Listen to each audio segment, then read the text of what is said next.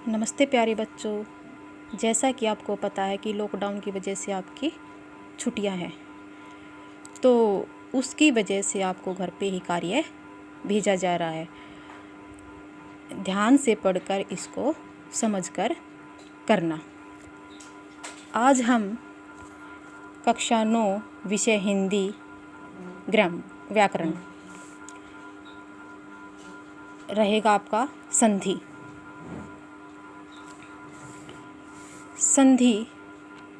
संधि की परिभाषा क्या होती है? संधि क्या है? इसकी परिभाषा संधि सम प्लस धी। संधि शब्द का अर्थ है मेल, यानी दो चीज़ों का मेल, आपस में मिलना। जब दो वर्ण आपस में टकराते यानी समीप आते हैं, दो वर्ण आपस में मिलते हैं और उनमें जो विकार उत्पन्न होता है, जो परिवर्तन उत्पन्न होता है, उसे हम क्या कहते हैं? संधि।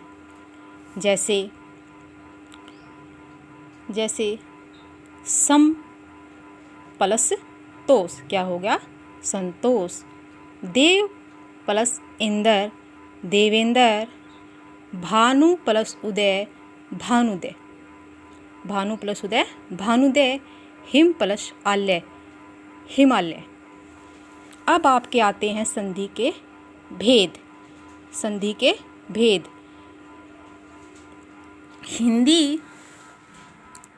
हिंदी व्याकरण में संधि मुख्य रूप से कितने प्रकार की होती है? 3 प्रकार की। 3 प्रकार की होती है। सबसे पहले आती है आपकी स्वर संधि, व्यंजन संधि, विसर्ग संधि। 3 होती हैं। कौन कौन सी? स्वर संधि, व्यंजन संधि और विसर्ग संधि। अब आपकी आती है सबसे पहले स्वर संधि। स्वर संधि किसे कहेंगे?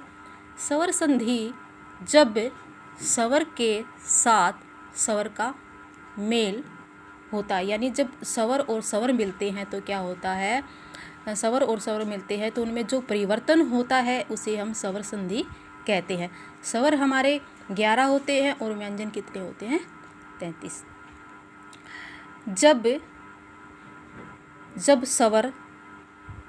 जब दो स्वर मिलते हैं तब उससे जो तीसरा स्वर बनता है उसे हम स्वर संधि कहते हैं।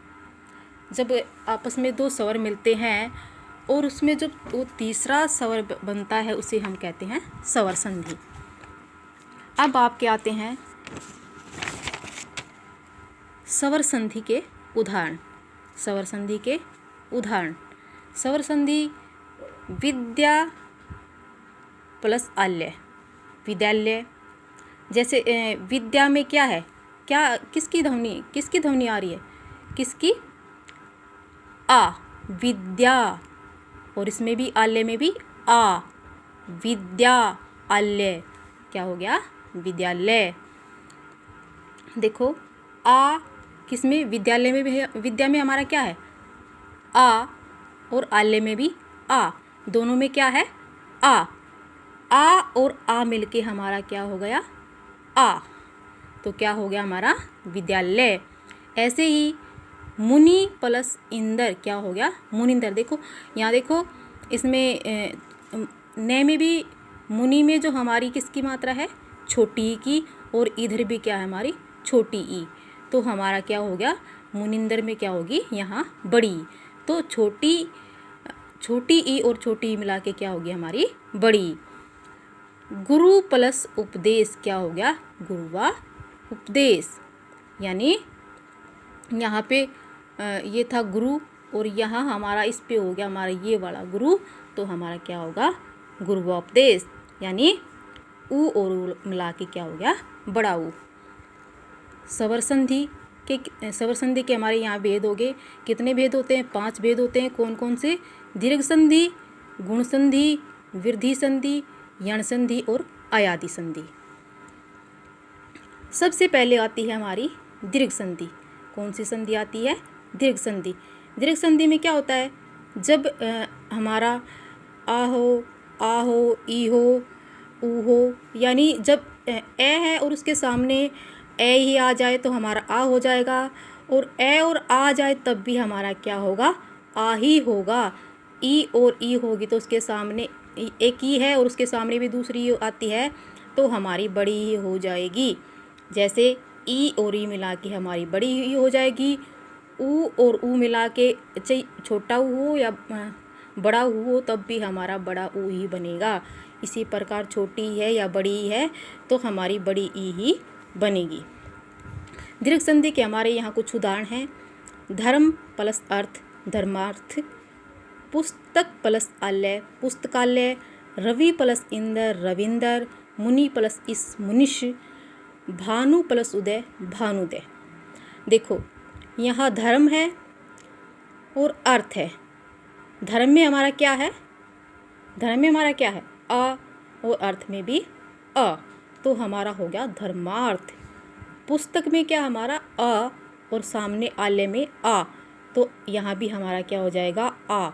पुस्तक के स्थान आलय का हमारा किस में चला जाएगा, का के साथ क्या हो जाएगा, पुस्तकालय। रवि प्लस इंदर, रविंदर। रवि में छोटी की मात्रा है और इंदर में भी, तो यहाँ रविंदर में हमारी बड़ी की मात्रा हो जाएगी तो क्या हो जाएगा, रविंदर। मुनि प्लस इश, मुनिश। यानी मुनि में छोटी है और इसमें बड़ी है तो यहाँ भी हमारी क्या हो जाएगी, बड़ी, तो क्या हो जाएगा, मुनिश। भानु प्लस उदय, भानुदय। भानु में हमारा छोटा ऊ है और इधर भी हमारा क्या है, उदय में भी छोटा ऊ, तो यहाँ जाके हमारा क्या हो जाएगा, बड़ा ऊ, तो क्या हो जाएगा, भानुदय। ठीक है, तो उसी प्रकार हमारे कुछ दीर्घ संधि के हमने उदाहरण दिए। और अपने आप से भी तुम दीर्घ संधि के अपनी पुस्तक में से पिछली क्लास के या आप कहीं से आपको जो 9वीं कक्षा की पुस्तक आपको ग्रामर की या किसी के साथ शेयर करके आपको मिल जाती है, तो उसके जो दीर्घ संधि के आपके उदाहरण हैं उनको आप अच्छी प्रकार से लिखना, परिभाषा लिखना, भेद लिखना और स्वर संधि के बारे में बताना, उसके उदाहरण लिखना। यही आपका गृह कार्य रहेगा। धन्यवाद। घर में रहिए, सुरक्षित रहिए। धन्यवाद।